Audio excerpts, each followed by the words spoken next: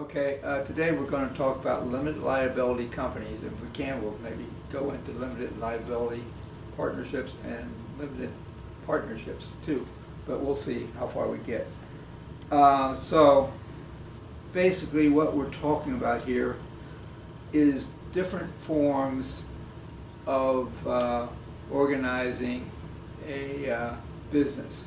I mean, you have the three really classic traditional old-time ways of organizing your business. You could either be a sole proprietor, in which case you own the business and have all the control over the business, and you also are liable, unlimited liability for any wrongs that you or an employee does in the business, you become liable for. So that's not necessarily the best way for many people to operate, or not a very comfortable way for people to operate. They generally don't want to be in that situation. I guess there are some businesses where there's not much possibility of being held liable, but I don't know what those are. And so LLCs, when they came up with these in the latter part of the 20th century, became very popular. So the LLC is the limited liability company, and it's a merger of popular features. So members of a limited liability company can, as a group, can choose to be taxed as a partnership, very popular, because that way they don't get the double taxation that you have as a corporation. So a corporation has to pay tax, and then when the shareholders get their dividends, they pay tax on distributions, and so it winds up being double taxed that way. The company as a group can also choose to be taxed as a partnership, or to manage as members, or through salary professional managers. So members and managers have limited liability. So you have combination there of certain aspects of partnership, the passing through of the money, and being able to still manage it like you were a proprietor. That's actually a little more than what you get as a shareholder, right? As a shareholder, you vote on the directors, so that's, I guess, technically a way of managing the business, but not really. And the members and managers will have limited liability, so that was strictly something that only corporations had under the classic three. Only corporations were having limited liabilities. Sole proprietors had unlimited liability, and partners had unlimited liability. So they could wind up not only losing the money that they put in their business, their partnership or their proprietorship, not only could they lose their business investment, but they could also lose personal property. They could be sued and taken into bankruptcy and wind up losing their personal property. And we're not going to talk about bankruptcy here. I mean, there are limits on bankruptcy that everybody gets, but this is not unique to LLCs, not unique to any organizational form. But LLCs have this ability to have limited liability under the statutes that set them up. And so all you do is comply with the statute. Okay, so contractual liability of an LLC. Contractual liability for debts and obligations of the firm are solely the responsibility of the firm, except where a member or manager has personally assumed liability. So if you go in and sign and guarantee or act as a surety for a debt, you'll be liable on that. And so oftentimes people will form these various kinds of organizations to avoid liability, but when they want to borrow money from a bank, the bank knows that they're limited in their liability, and so the bank might make them actually sign up to be personally liable by getting them to guaranteeing payment or sign as a surety, much as you would do if your son or daughter wanted a car. You would sign as a surety and guaranteeing basically payment. And so if they do that, they can be held liable, and that's sometimes what they need to do to get that money if they want the loan, because the bank wants to get its money back, and they know how these things work. So except where the member or manager has personally assumed liability. So we'll talk about members and managers. What's a member? Well, he's an owner of the firm, and if the articles specify, they can make managers, so they can have managers. The managers could be members, or they could be non-members. It would be just a group that is selected by the members who basically can choose the managers. And so they vote on the managers that they want. And get rid of them too. And so both the members and the managers can have limited liability, not being personally liable for their actions if they set up the corporation that way, or the organization that way, the LLC.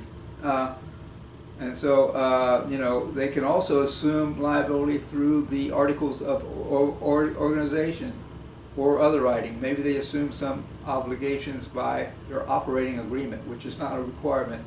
They need to have an articles of organization to form an LLC, and it has to be filed with the Secretary of State usually, maybe, or at least it has to be filed with the designated state official. Okay, so these are state organizations, as are corporations and partnerships. Or it is shown that they personally guarantee payment. So that's the way that they can become liable. Tort liability of the LLC. The limited liability company is exclusively liable for any loss or injury caused by any member, manager, agent, or employee of the firm. So they can hire employees. So it's not just members and managers, but there's also employees, and members could be employees. Members can be managers. It depends upon the agreement and what they decide to do with it, and of the firm acting within the scope of their employment. So that's always a limit to tort liability, generally speaking. Where you're talking about this kind of liability, vicarious liability it's called.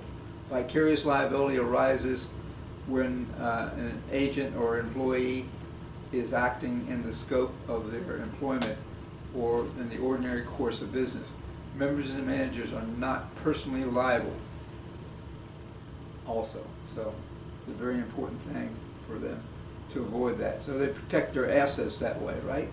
So this is something that you would need to do if you were going to make an investment in a business and hope to build it up to some sort of wealth. You would want to do that. Yeah, now what is the advantage of that? Somebody you know, sues a person and finds out that he has an LLC. They can, you know, attempt to get money from the LLC, but, you know, they're stopped by this limited liability. They can only get, if, you know, if I'm a member of an LLC and I've been sued in my personal capacity, and they want to get my money that's in the LLC, they can't get it from the LLC, they can't get it from me unless there is a distribution. So if they declare a dividend, let's call it a dividend, okay? That's what corporations issue.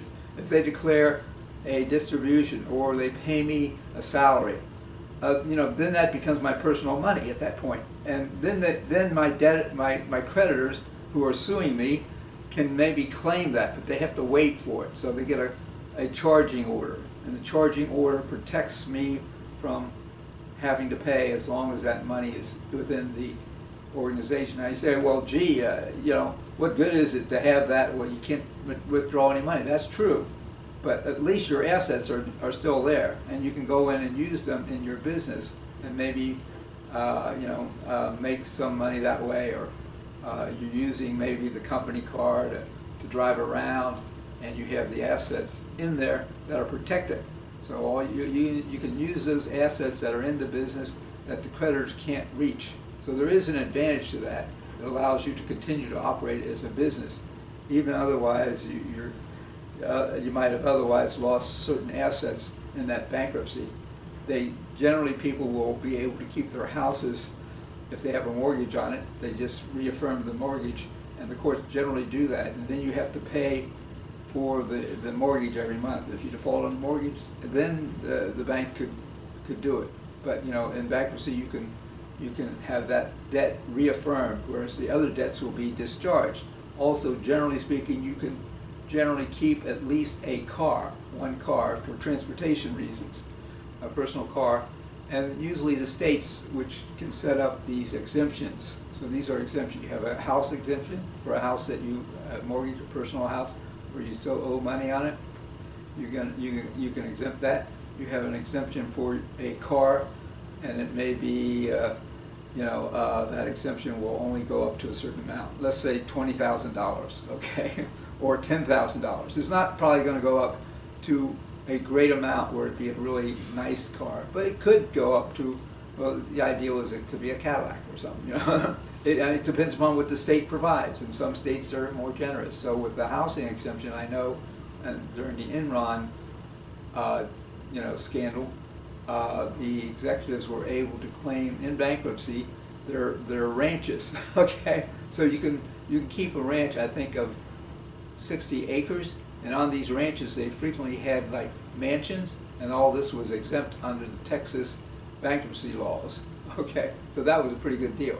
When O.J. Simpson, when people talked about suing O.J. Simpson, they basically wanted to get the money from his NFL pension fund, but under the California law, in which he was a citizen and under which he filed the bankruptcy, he was entitled to have that protected so that nobody could touch his pension monies, and so those are these are rules of that. Now, same thing kind of applies here with the LLC. If you have an LLC, you can actually shelter the assets of the business that way, and therefore you can continue to operate your business. But if you make a distribution, that is, you get some money out of the company for your personal use, you can do it. Now, you could go, I guess you could go to lunches that were business related. So you take a client to lunch.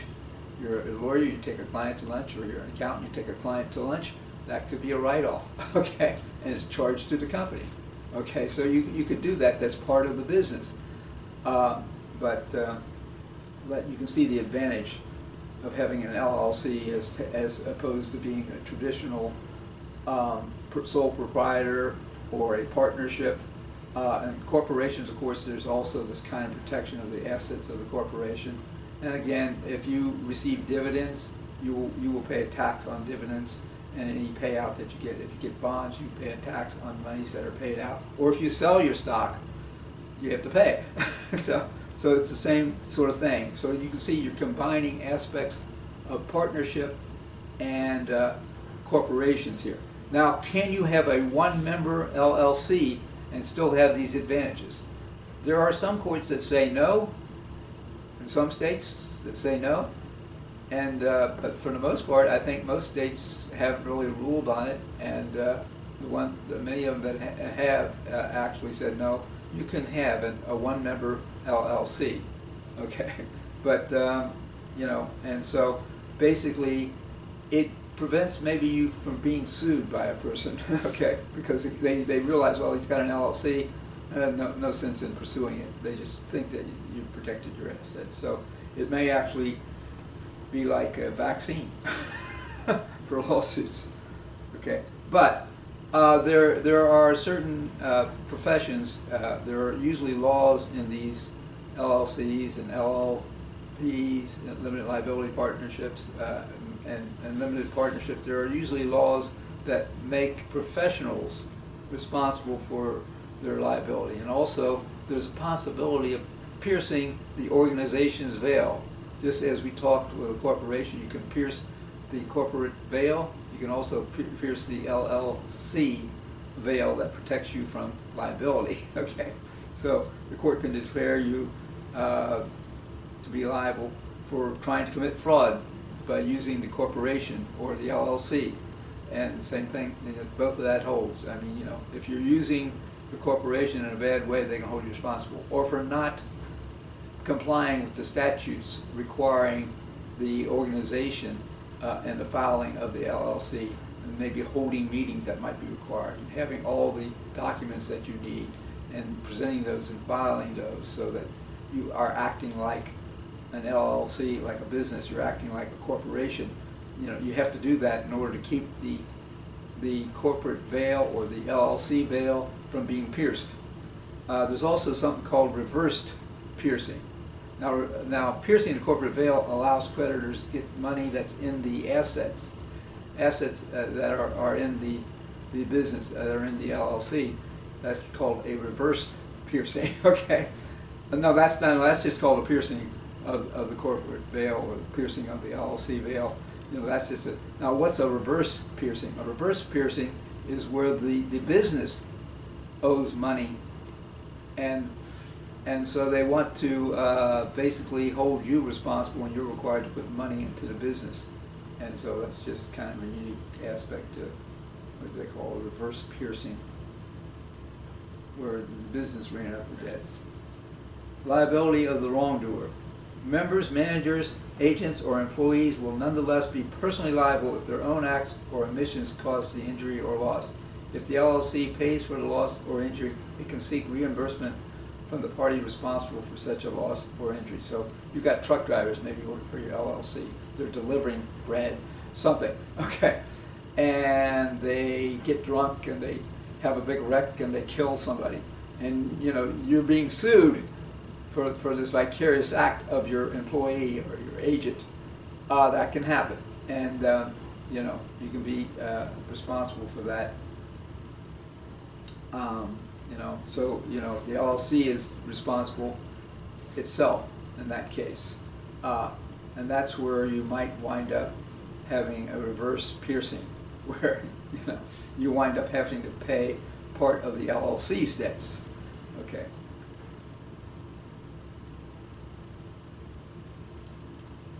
Formal requirements set out by statute. So you have to comply with these requirements in order to have that limited liability. And to operate as a LLC, you have to follow the articles, the statute of each state. Now, most states follow the Uniform Liability Corporate Act. The articles, that's ULLCA, the articles of organization must include the name of the LLC, address of the LLC's home office, and an agent for service of process. This is oftentimes be your attorney. So if you're going to be sued, a person knows who to file the papers with, who to send. You know, they file in the court, and then they send the papers to your agent for process, which is usually going to be your attorney. You know, he should be handling that, and of course he'll keep you informed of that. Names and addresses of, so you have to provide that for people. You know, if you don't do that, you're not following the statute. You could have the corporate veil or the LLC veil or LLP veil pierced. Names and addresses of the organizers. So in corporations, we talked about promoters. Organizers are the people who set up the LLC. Oftentimes there are documents that are filed by them, but also sometimes they enter into contracts. So you know you want to open your business on the first day that you can. So once you become an LLC, you want to immediately start on the ground running, and so you enter into contracts to rent a building or to lease cars, or you know to purchase equipment that'll be delivered to you, and you enter into these pre-formation contracts, and these will be affirmed by the LLC once it started into business. And so the organizers will make sure that that's the case. So they'll be setting it up, and it'll happen. Because they don't want to be stuck with the bill. So if the LLC is a term LLC, so you could have an unlimited life like a corporation. So one of the aspects of a corporation is that it doesn't end, or it doesn't have to end. It can actually end. It can be dissolved. Also, LLCs can be dissolved, but you could have perpetual. You could exist in perpetuity. So you can find lawyers, partnerships even, that have been around forever, and some of them are LLCs or LLPs, and these have been around forever with the same names, and maybe in a lot of them aren't the names. The names that are the partnership. Taft, Destinius, and Hollister is one that I'm familiar with. Comes to mind. There's no Taft at Taft, Destinius, and Hollister. There were Tafts in its history who were an original member of the firm was a Taft, and of course that was later a president of the United States. But so that comes to mind. So you can also state that the LLC will terminate after a term. You can set a term, like in a partnership. Partnerships oftentimes will have limited kind of things. Joint ventures the same way. You have joint ventures where like a partnership, but not exactly partnerships.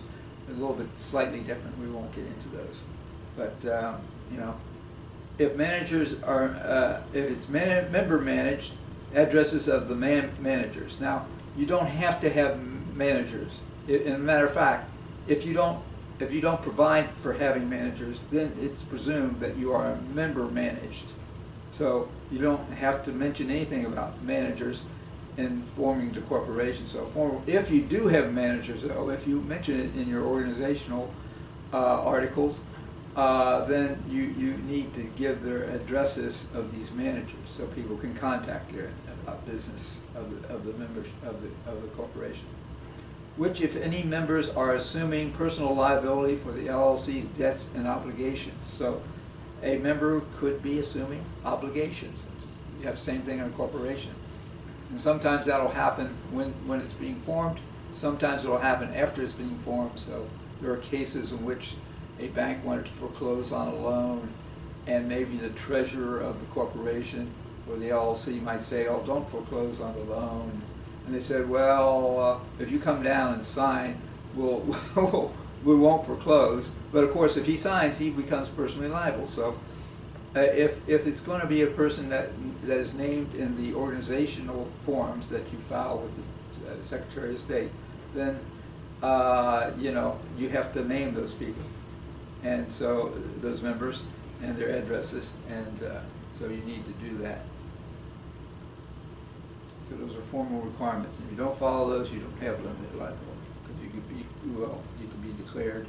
The state could disregard the LLC organization, disregard the organization, and that means that they're not going to be limited liability. Capital contributions. Members make capital contributions, and these can be just as in a corporation, right? You buy stock and you're making a capital contribution. These may be made in cash.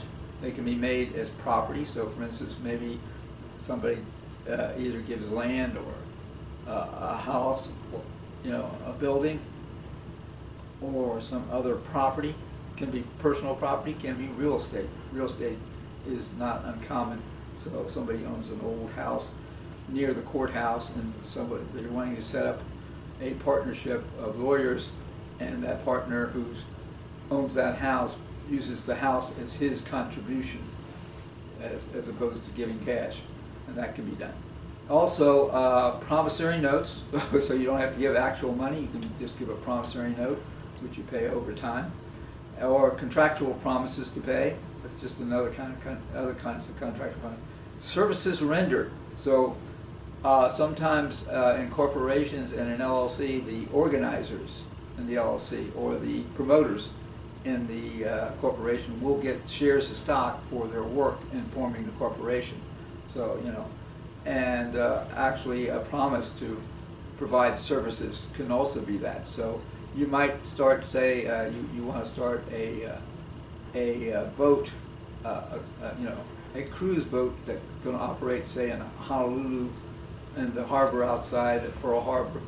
You're going to have this boat, and people are going to come on it and buy a dinner, and you're going to give them a show, and they pay for that, and then you take them back to the dock.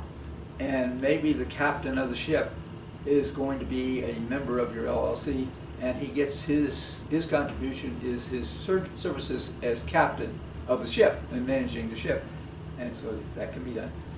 So you can give it for that. Or somebody has donated accounting services or lawyer services in forming the corporation. They can get shares for that. And so obligation for such contributions is not excused by death, disability, or inability to perform. A cash equivalent may be paid in if it were something that was promised to provide services. It may be a cash equivalent. Operating agreement. So you don't have to technically. You can get by oftentimes without an operating agreement, but oftentimes it's a good idea to have an operating agreement, and it also helps affirm that you're operating as a business. So technically, I can't say that you're required to have an operating agreement, but sometimes it's a very good idea to have one. And you can do things with the operating agreement that will make the corporation work the way you want it to. So the operating agreement will regulate the affairs of the firm. So in one of the cases that we're going to look at tonight, there was a taxi cab company, and the drivers all owned their own cars and they use them as their taxis. But there's a license issue, a taxi license that has to be issued by the city or state. So you have to get this license to operate a taxi, and this license is in the cab. And and the cab drivers who are members, and are getting their membership out of their, basically they don't contribute, oftentimes don't contribute capital, but they're going to be doing the work of the business, right? They're going to be employees of the business, and they're going to be not necessarily paid through the corporation. They may be collecting something in tips from people, but their fares that they collect are going to be the property of the business, and they'll maybe be given a distribution of the money as a member, and being paid dividends as as a shareholder of the LLC. And so this would be one of the things that basically would be a regulation of the affairs of the firm. The taxi cab company may require them to every week donate pay a certain fee. So, and this fee will be used to pay off the insurance of the cab and to pay off the license. So every week they have to pay a certain amount. And if they don't do that, they can be kicked out of the LLC and no longer be a member, no longer be able to vote, and no longer to be operating as a cab with that license. And so they need to turn in that license. And so that's the case we're going to be talking about later. So that arose under the operating agreement. So you can lose your membership by not conforming to this operating agreement. Governs the conduct of business. That's the operating agreement. So it regulates the affairs of the firm. That's the operating agreement. Governs the conduct of business. Dictates the relations between members, managers, and the firm. So basically tells you who has what powers and what obligations they owe to the other members. The amendment requires an amendment requires unanimous consent of all members, just as the organizational agreement requires them to have unanimous consent of all members, unless otherwise provided. I mean, so you could, it depends on how you write your operating agreement and how you write your articles of organization. And so the operating agreement can be oral or written. It's better to have it written, obviously. And in some states, it may be required to be in writing, but in some states not. So, conversion to LLC. So oftentimes, especially when this was first provided, when this kind of organization first was created, when you could first form these kind of things, oftentimes there was maybe partnerships or even corporations that wanted to convert to an LLC. So, the shareholders of the corporation and the board of directors basically decide, well, we should be an LLC. And a partnership, same way, the partners decide, the general partners decide that they want to form an LLC. So the general partners can make decisions. Now, if you have limited partners, they don't make any decisions. But whether they're going to be members or not, I probably want them as members because these are people who put up money and they get shares. So you probably would include them in that. But that's really up to the general partners.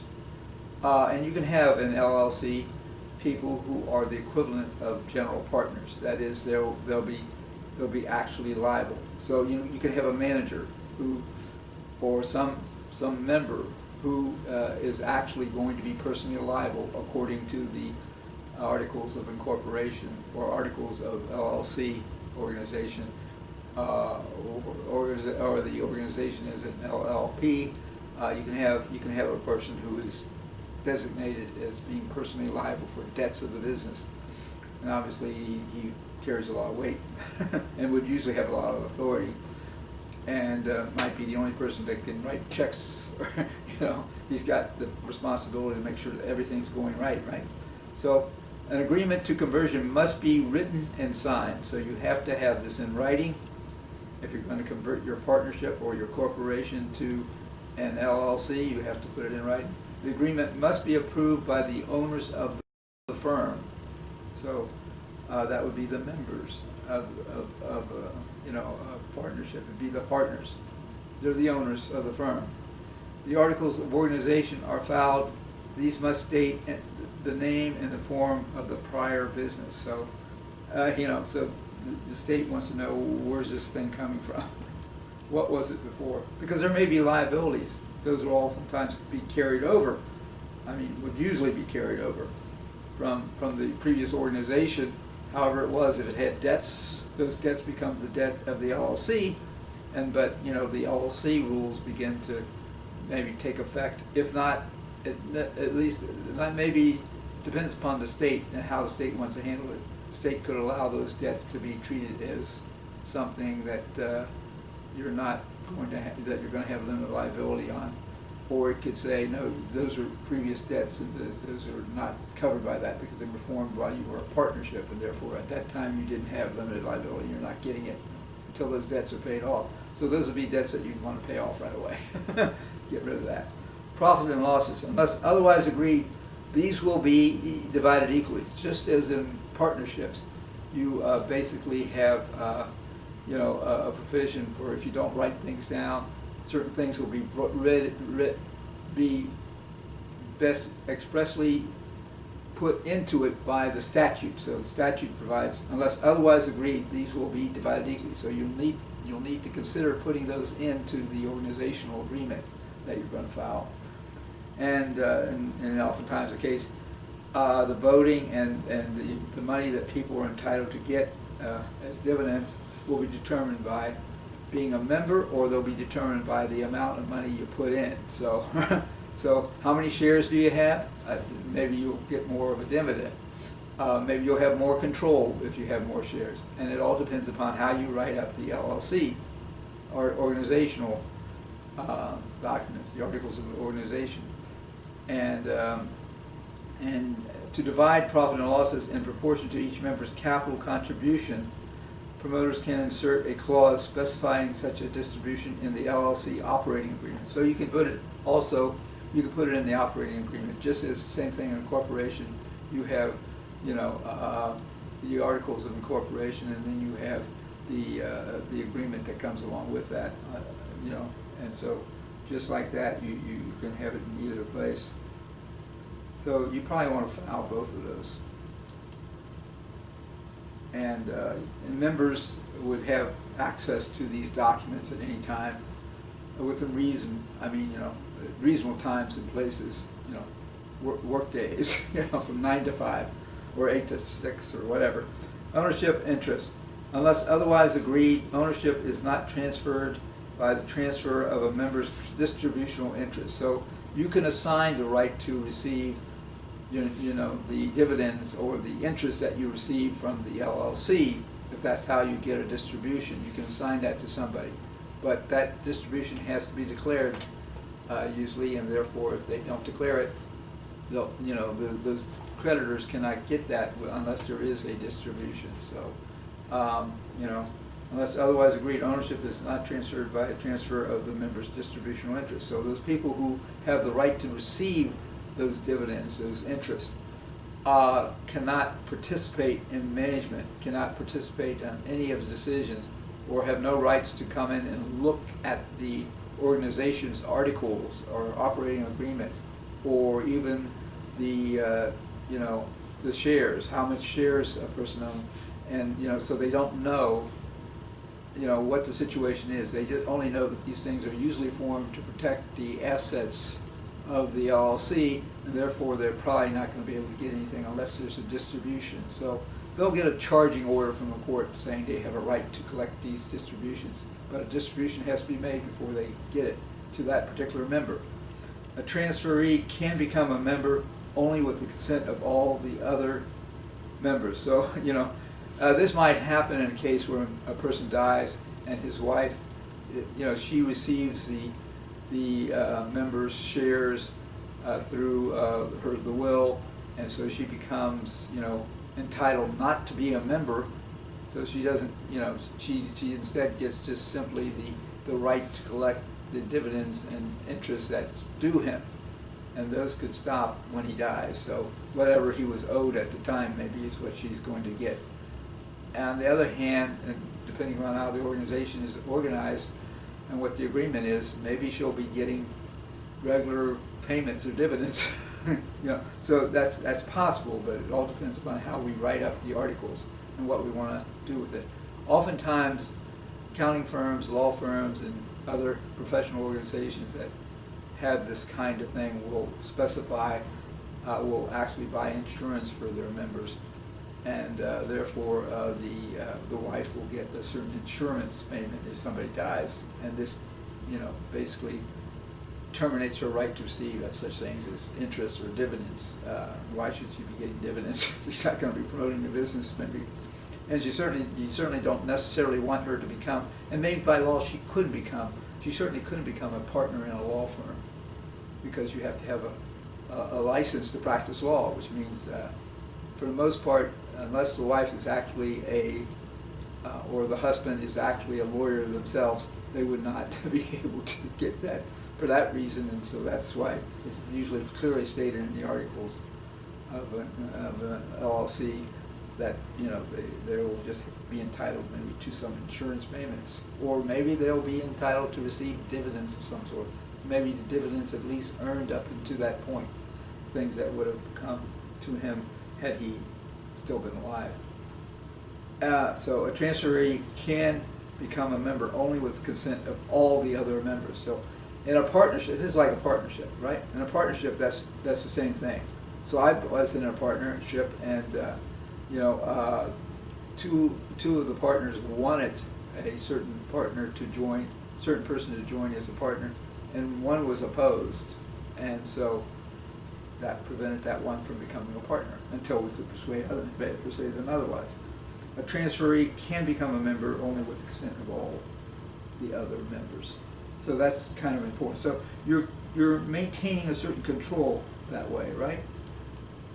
Member managed LLCs. Unless otherwise agreed, the LLC is member managed. So I mentioned that before. In member managed LLC, each member has an equal right to vote and to manage. That's unless you have an agreement otherwise. So you can have an agreement that each person has a vote that will reflect his proportion of shares. So one person might have 6 votes, another person might have 50 votes, depending upon how many shares he's got. And you could write that into the articles, but you need to write that into the article. Otherwise, it'll be assumed he's a member, he's got an equal vote. So, this is why it's important to know these kinds of things if you're doing business. Decisions are decided by a simple majority vote in that case. So, whatever the majority decides. Manager managed LLCs. The articles of organization must designate that the LLC is manager managed. So that has to be written in there. If you don't put that in there, then it's member managed. Okay? Unless otherwise agreed in the articles, a manager has an equal right to manage. So you can divide up how much power each manager has. And sometimes the managers are members, and sometimes they're not. And you can have members and non-managers, non-members as managers. So you can combine them. Have an outsider who's really not a member being a manager, and then you'll have members who are not managers. Okay, and you could have that. So it depends on how you write up the articles and for what purpose. The manager may be a non-member or members. Managers are not personally liable for the LLC's debts. So that was stated up front. And so, and of course, you have to comply with the statute in all its regard and operate as a LLC to maintain that, limitations on liability. Otherwise it'll pierce your corporate veil or pierce your LLC veil. Agency and LLC. In a member-managed LLC, all the members have authority to contract for the LLC. You may not want that, so you might want to write something different in the articles of organization. In manager managed, only the managers can bind the LLC by contract. So you wrote that into the organization, right? And so that's the only way that could happen. So to be manager managed, it has to be written into the organization.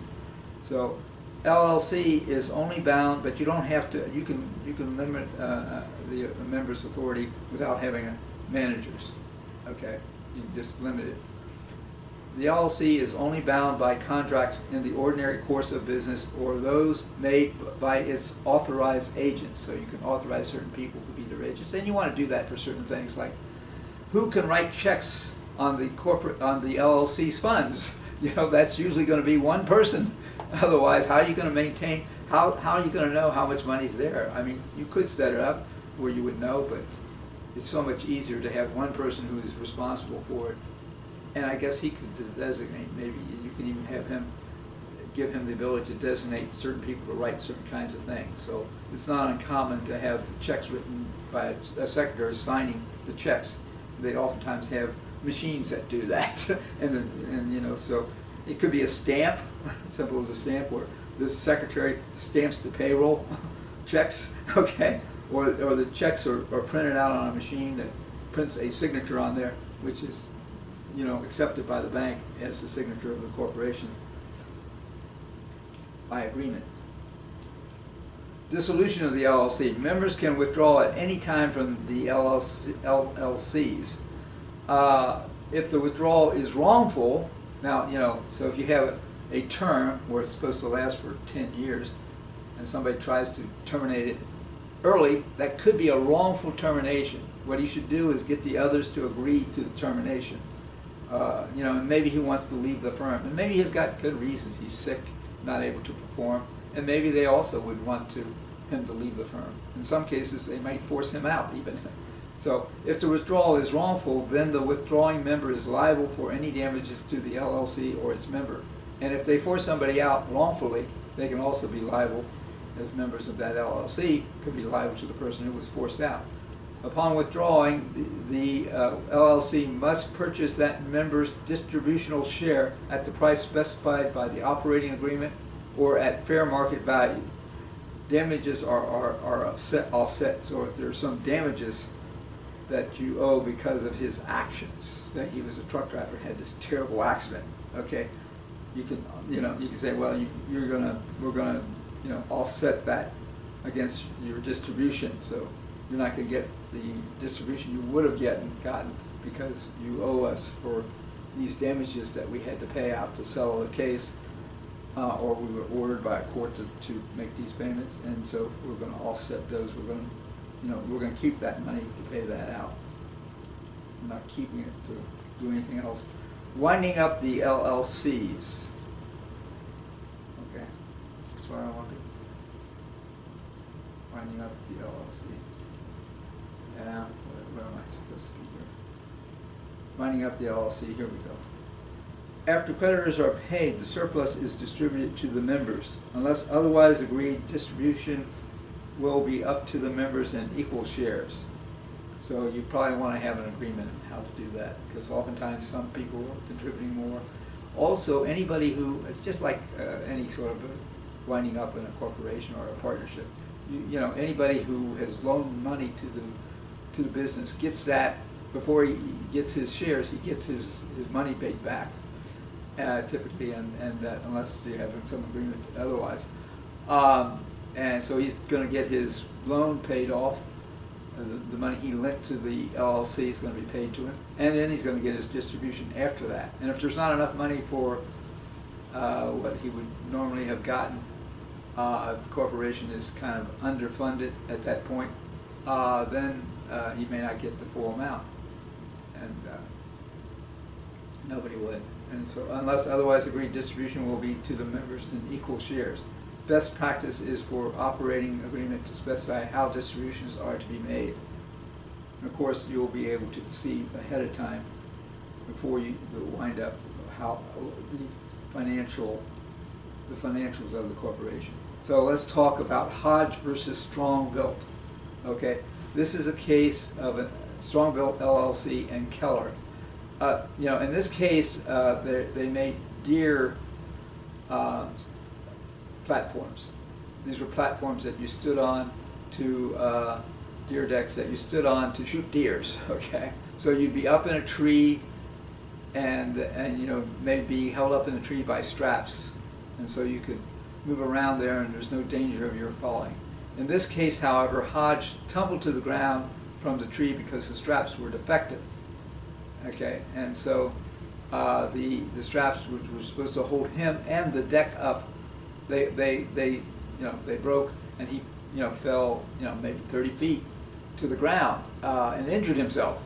And he's lucky he didn't kill himself, right? I mean, he's got this gun.